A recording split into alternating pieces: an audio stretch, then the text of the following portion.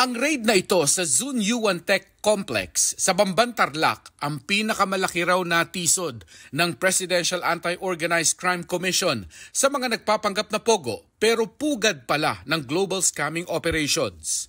Big is an understatement. Napakalawak ng problema. May isang Malaysian dito nagsabi na isang araw ang na-scam nila, isang tao lang, 8 million pesos a day. So if you're talking of 282 scammers, you could multiply. Your math is as good as mine. Pero mas ikinagimbal ni Senator Sherwin Gatchalian ang mga ebidensyang ibinigay sa kanya mula sa raid ng Zun Yuan Tech. Sangkot daw ba si Bamban Tarlac Mayor Alice Guo sa operasyon ng Zun Yuan sa kanyang bayan? Nakapangalan daw kasi kay Alice Guo ang license to operate ng complex noong 2020 nung private citizen pa siya. May sasakyan ding nakuha sa loob ng Zun Yuan na nakapangalan umano kay Guo. Pati electric bill na nakapangalan kay Guo ay na-recover din sa loob ng Zun Yuan. Nagpadala na kami ng mensahe sa cellphone at sa pamamagitan ng email kay Mayor Guo para makuha ang kanyang panig pero hindi pa siya sumasagot. Magpapatawag ng investigasyon si Senador Gatchalian na tutuon sa papel ng mga LGU sa pagsawata sa mga iligal na operasyon ng mga nagpapanggap na pogo. Ang 282 na individual na na-rescue mula sa Zun Yuan Tech ay kinukupkop ngayon sa loob ng isa pang naipasarang pogo hub sa Pasay. Dito sila nag-iintay ng deportation. Isa sa kanila ang Vietnamese na ito na nirecruit daw ng Zun Yuan sa Tarlac para maging chef pero ginawang scammer kaya tumakas siya. Kapag hindi raw nakakwota sa dami ng dapat i-scam, torture ang parusa. They beat me. They use hand and electric shock, high voltage. Ang Malaysia namang ito ang nagkwento kung gaano kahirap ang quota nila. 300,000 yuan o 2.4 million pesos kada araw sa bawat scammer. I don't know where the way can escape out. Yeah. And then I just wait and then I just contact my embassies, my Malaysian embassies, and then he's just calling me to wait. Para sa GMA Integrated News, ako si Mark Salazar, ang inyong saksi. Naka-plastic handcuff ang 166 Chinese nationals nang tuluyang i-deport papuntang Shanghai, China. Ikatlong batch ito ng mga pogo worker mula Bamban, Tarlac na sinalakay noong Marso at napag-alamang may kinalaman sa human trafficking, serious illegal detention at pagkakasangkot sa iba't ibang scam. 50 Bamban pogo workers na lang ang naiiwan. Though they were arrested inside a pogo hub in Banban, but mostly ang ginagawa kasi nila is scamming. Diretso kulungan ang mga idineport sa China at maharap sa mga kaso gaya ng internet fraud. Dito, nakita nyo naman, naka-air condition unit. Maayos yung pakain sa kanila dahil ang trato natin sa kanila, biktima. Pero pagdating po doon, pag-apak ng Shanghai, kriminal, kulong. Ang investigasyon sa ni-raid na Pogo Hub na Zun Yuan Technology Incorporated nagsanga sa koneksyon umano sa Pogo ni Bamban Tarlac Mayor Alice Guo bilang dating incorporator ng may-ari ng lupa kung saan ito nakatayo, bagamat nag-divest na raw siya dito. Sa pagdinigding yon, naungkat ang duda sa pagkatao ng alkalde. 17 taong gulang na kasi siya noong mairehistro ang kanyang Certificate of Live Birth. Sa birth certificate niya, Pilipino ang tatay niya, pero sa mga negosyo, declared ang tatay bilang Chinese. At kalaunan, lumabas na noong April 2021 lang siya nagparehistro bilang bagong botante sa Bamban.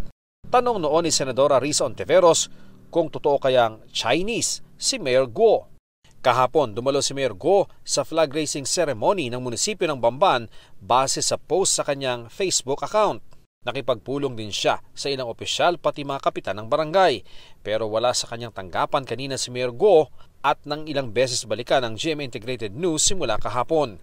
Noong 2022 proclamation rally niya bago manalong mayor ng Bamban, batid na ni Guo ang mga tanong sa kanya. Marami po nagtatanong, sino daw po si Alice Guo? Ako po si Alice Guo, taga Barangay Virgen de los Remedios. Ang nanay ko po ay Filipina. Ang tatay ko po ay isang Chinese. Ako po ay isang Filipino citizen at may pusong Bamban. Noong 2022 elections, tumakbo si Guo bilang independent candidate. Gumugol siya ng mahigit 134,000 pesos sa kampanya batay sa kanyang Statement of Contributions and Expenditures o SOSE na inilabas ng Senate Committee on Women, Children, Family Relations and Gender Equality. Sa kanyang Certificate of Candidacy naman na nakuha ng GMA Integrated News Research sa COMELEC Central Office, nakasaad na ipinanganak siya sa Tarlac-Tarlac noong 1986. Nakasaad din ditong noong October 2021 ay mahigit 18 taon na siyang residente ng Bamban. Nakausap ko ang kapitan ng Barangay Virgen de los Remedios sa Bamban at sinabi niyang nakikita na niya noon si Guo. Mga 2005 nakikita ko na si Mayor. Nakita rin umano ng kapitan ang ama ni Guo at isang kapatid, pero hindi ang ina nitong Pilipina.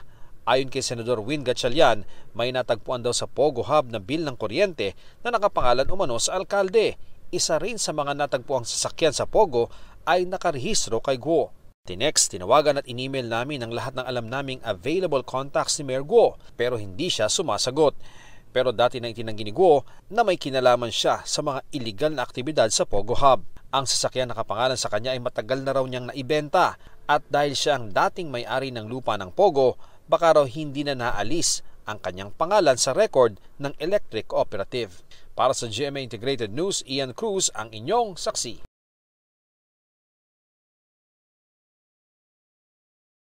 Your Honor, hindi ko pa lang po siya masyado maalala po. Ang ganitong sagot ni Bamban Mayor Alice Guo sa tanong ng mga senador tungkol sa detalye ng kanyang pagkatao, ipinaliwanag niya sa inilabas na pahayag sa kanyang social media page. Humingi ang alkalde ng paumanhin sa isang pahayag na pinost online. Halos blanko lang daw siya tuwing haharap sa mga senador. Traumatic daw kasi ang mga tanong sa Senate hearing tungkol sa kanyang pagkakakilanlan dahil sasariwain umano nito ang sugat ng kanyang kamusmusan. Anak daw kasi siya ng kanyang ama sa kanilang kasambahay. Bata pa raw ay iniwan na siya ng kanyang totoong ina. Pinalaki raw at itinago siya sa hog farm. Iniwas daw siya sa mga bagay na magbibigay sana ng kanyang pagkakakilanlan. Yan daw ang dahilan kaya halos wala siyang matandaang karanasan. Giniit niyang totoong home tutored siya at walang papel o diploma ng isang formal na edukasyon. At totoo umanong nalaman lang niya ang pangalan ng kanyang ina nang iparehistro ang kanyang kapanganakan nung teenager na siya. Ang pag-iwas umano niya sa mga tanong ay dahil ayaw na niyang makaladkad ang 70 anyos na ama sa issue. Sa parehong pahayag ay tinanggi ni Guo na may kinalaman siya sa ni-raid na Pogo sa Bamban. Hindi umano siya protektor o nasa likod ng iligal na operasyon nito. Hindi rin daw siya espiya ng alinmang bansa, sabay pagtitiyak sa mga kababayan na siya'y tunay na Pilipino. Bilang alkalde, wala umano siya natanggap na ulat tungkol sa mga iligal na gawain ng Pogo bago ito i-raid. Pero ipinunto niyang lisensyado ito at may opisina ang PAGCOR sa Pogo compound. At PAGCOR ang may responsibilidad na i-red flag o supilin ang anumang paglabag nito. Tungkulin din daw niya na bigyan ng maayos sa trabaho ang mga kababayan kaya pinayagan ang pagtatayo ng Pogo Hub.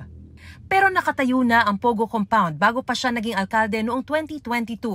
Nakalista pa siyang kinatawan ng kumpanya nag-apply ng permit sa munisipyo noong September 2020. Pagpunto ngayon ni Senadora Risa Ontiveros, incorporator siya ng Pogo sa Bamban base sa mga dokumento noong 2019 pa isinumite sa Securities and Exchange Commission o SEC. Gayon din ang Chinese na si Zhang Ruijin at ang Dominican na si Bao Yenglin. Si Zhang na-convict umano noong isang buwan matapos masangkot sa umano'y largest money laundering case sa Singapore, habang si Bao Ying may kinakaharap din umanong mga kaso. Ipatatawag naman ng NAPOLCOM si Mayor Guo bilang bahagi ng proseso ng pagtatanggal sa kaniyang kapangyarihan ng pangangasiwa sa local police para mapag-aralan kung may basehan ang hakbang na ito. Ngayong linggo raw nila inaasahan lalabas ang desisyon ng NAPOLCOM. Maging ang Philippine National Police, sinisiyasat na rin ang kaso. Iniimbestigahan na rin po natin kung nagkakaroon po ba ng kapabayaan yung local police po natin ng Banban Tarlac, kung bakit po hindi po nila na-monitor na may ganito po palang illegal activities yung Pogo-related business. Ayon naman sa PAGCOR, ilang floor lang ng isang gusali sa Baofu compound ang lisensyado sa kanila at hindi ang buong compound. Hindi raw masabi ng PAGCOR kung may iba pang bahagi ng compound na nag-ooperate bilang Pogo Hub. Para sa GMA Integrated News, Mariz Umali ang inyong saksi. Maagang nagtipon-tipon sa munisipyo ng Bamban, Tarlac ang mga taga-suporta ni Mayor Alice Go. Baya namin sa Panginoon kung ano man ang mga nangyayari sa kanya. Ulit-ulit namin, talaga pong siya ay Pilipina. Sa araw yan ng muling pagharap ng alkalde sa Senado kung saan inungkat ang mga tanong tungkol sa kanyang pagkakakilanlan. Ang tatay niyo po ba ay Chinese, Filipino o Filipino-Chinese? Final answer please ha, dahil itong lahat na tatlong sagot ay nasabi niyo na. Nauwi ang mga tanong sa pag-ungkat sa nationality ng ama ni Go na si Angelito Go. Ang tatay ko po ay Chinese at hindi po ako yung nag-prepare po ng birth certificate ko po. Gayon din sa mga sinasabing kapatid ni Go. Ang sabi kasi dati ni Go, iniwan siya ng kanyang ina pagkaluwal pa lang sa kanya. Pero sa pagdinig, may ipinakitang birth certificates ng dalawang kaapelido niya at pareho ang mga magulang na nakadeklara. Natanong ko rin po sa tatay ko po, after po nung last Senate hearing po, tinanong ko po sa kanya kung kapatid ko po ba yung dalawa. And he said yes po. Kinonfirm nila na mga kapatid nyo sila? Kinonfirm po sa akin ng tatay ko po. Pero base sa records ng Philippine Statistics Authority o PSA, 3 ang kapatid ng alkalde. At sa pag-uungkat ni Hontiveros, lumabas na hindi totoo ngayon lang niya nalaman na may mga kapatid siya dahil may mga negosyo sila at madalas pang mag-travel. Bakit po kailangan magsinungaling sa bagay na napakadali namang pong i-check? Your Honor, nakaraan po na Senate hearing. Kaya po, lahat na lang po naging sagot ko po is I don't know, hindi ko po alam. Dahil ayaw ko po madamay pa po ang ibang tao. Pribadong tao po yung mga ibang tao po nababanggit. At paano raw masasabing iniwan si Go pagkapanganak pa lang, lalo't may nakababata siyang kapatid? Paano po yung iniwan ka ng nanay mo nung pinanganak ka ng 1986, pero siya pa din ang nanay ng kapatid mong si na pinanganak naman nung 1988. Hindi ko po nakita yung birth certificate po nila at hindi rin po ako yung nag-prepare po. Your birth certificate is riddled with holes. Pati po yung citizenship nyo ay riddled with holes. Kung hindi kayo ang sinungaling, ibig sabihin yung tatay nyo ang nagsinungaling. Sa birth certificate ni Go, nakasaad na kasal ang mga magulang niya. Paano maging kasambahay yung nanay mo kung sila ay kasal ni papa mo? Maliban na lang kung si papa mo ay nagsisinungaling dito sa birth certificate. And what is the reason why would he lie? Hindi po namin pinag-uusapan po sa bahay. Medyo sensitive po yung topic po. Wala pong record ng kasal sina Angelito Guo at Amelia Leal. At ito ang higit pang malala, walang birth record at all sina Angelito Guo at Amelia Leal. So, may tatanong talaga, hindi po kaya Angelito Guo and Amelia Leal Guo don't even exist. Sabi pa ni Go, sa pagdinig ng Senado at Facebook post ni Hontiveros lang niya nalaman na pugante ang ilan sa mga kasama niyang incorporator ng Baufo Compound kung saan nakatayo ang ni-raid na Pogo sa Bamban. Giit ni Go, walang perang ibinigay ang Pogo sa kanyang kampanya sa pagka-mayor. Nagbibigay rin daw ng pera sa kanya ang tatay niya, kaya nakabili siya ng dump truck at helicopter at nakapagnegosyo. Kano binibigay sa'yo ng tatay mo? Sino mo nagbibigay ang tatay mo sa'yo? Opo, nagbibigay po siya sa akin. Umpisa po, 14 years old po ako. Every now and then po, nagbibigay po siya sa akin. Magkano ng pera. binibigay sa'yo? Minsan po, 500,000, minsan 1 million, minsan 2 million.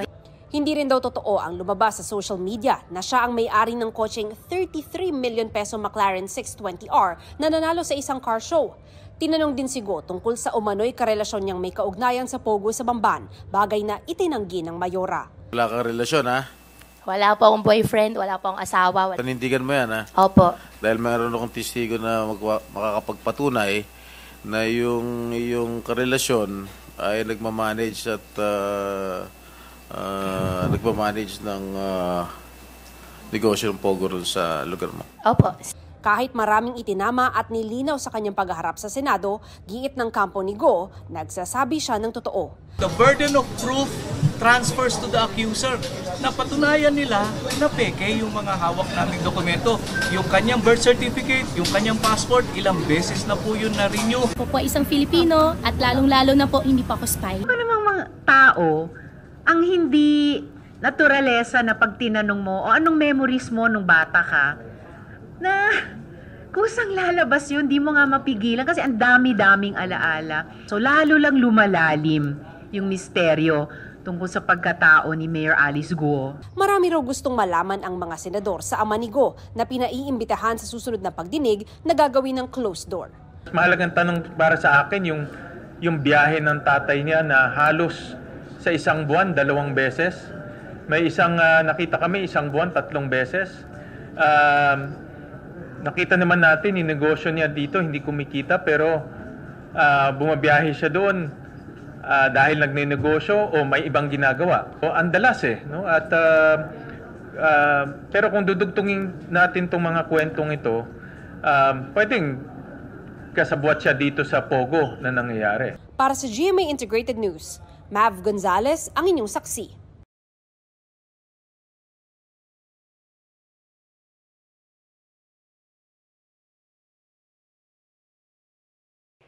Mga kapuso, sama-sama tayong maging saksi. Mag-subscribe sa GMA Integrated News sa YouTube at para sa mga kapuso abroad, samahan niyo kami sa GMA Pinoy TV at sa www.gmanews.tv.